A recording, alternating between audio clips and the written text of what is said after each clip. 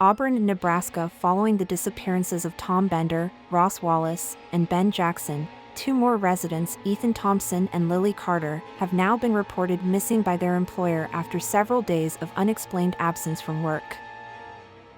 The police have extended their search to neighboring towns and deployed aerial resources, including helicopters, as well as K-9 units, in a desperate attempt to locate the missing persons.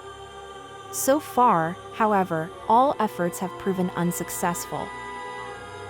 A disturbing element in these cases is the apparent connection between the disappearances and the unexplained power outages that recently affected the city. While these blackouts have since stopped, the local electric company has repeatedly claimed to be unaware of their cause. Rumors suggest that high-ranking employees at the company may have been required to sign confidentiality agreements, fueling further community suspicion regarding the true nature of the phenomenon. Amid the anxiety and lack of answers, Auburn residents have started to organize independently. Groups of neighbors have come together to conduct searches in the surrounding areas, combing through rural zones and fields in an effort to find clues regarding the missing individuals' whereabouts. The White family, who owns several fields in the area, has also reported the strange disappearance of livestock, adding yet another layer of mystery to the situation. Another unsettling aspect is the buzzing sound that many locals claim to have heard at night, especially during the blackouts. This buzzing sound has not only persisted but has also begun to appear in phone conversations. Some Auburn residents report hearing the sound while talking on their cell phones. However, what is most unusual is that the buzzing vanishes when they try to record it, leaving no trace in the recordings. The sound has even been briefly detected on local radio broadcasts, heightening residents' concerns about a possible unknown phenomenon. Overwhelmed by the number of missing persons, local authorities continue to investigate but, so far, without significant results. Michael Bender's journal. Lisa calls me at all hours, and the only solution I've found is to ignore her calls. I feel guilty, but there's nothing else I can do. I admit I feel a bit relieved that no new names have been added to the missing persons list. Maybe now the police can focus on finding the 5 people who have disappeared. I confronted Sheriff Donovan before and accused him of not doing his job.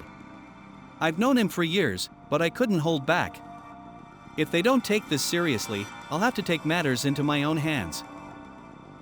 My son, John, gave me a lead. He pointed out something obvious that I hadn't pieced together. Tom, Ross, and Ben all lived alone. Lisa's been in Los Angeles for almost 2 months, so Tom was alone when he disappeared. I needed to find out if Ethan Thompson and Lily Carter also lived alone. I called Billy, Tom's boss, hoping to get some information. After going back and forth, he confirmed that Ethan was a widower and lived alone. He didn't have any details on Lily Carter. During our conversation, we both heard that strange buzzing on the line. John managed to get information on Lily. In a small town like Auburn, it wasn't hard to find out.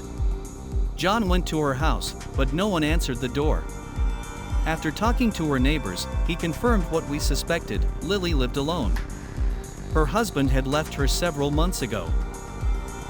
So now we have a pattern. The 5 missing people lived alone.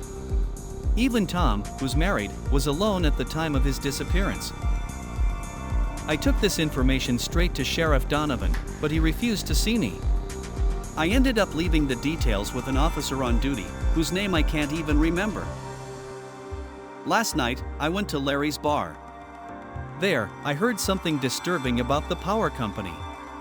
A guy named Jack, who works for the company and was clearly drunk, let it slip that the power outages initially used to be caused by machinery shutdowns. But recently, the outages happened with all the equipment running normally. And this lines up, according to Jack, with the strange buzzing sound. Since the buzzing started being heard around town, the outages have happened with the machines running as usual. This made more than a few workers nervous. Apparently, the company tried to keep this information under wraps, fearing it would be too hard to handle if made public. Jack said employees were forced to sign non-disclosure agreements, and if anyone talked, they'd lose their job and face legal trouble. To be clear, the recent outages have occurred with all systems running normally. And if we add in that the 5 missing people lived alone, it all becomes even more terrifying. Subscribe to the channel. Give us a like and share this video so the information can reach as many people as possible, keeping them alert and prepared. For what? We don't know yet.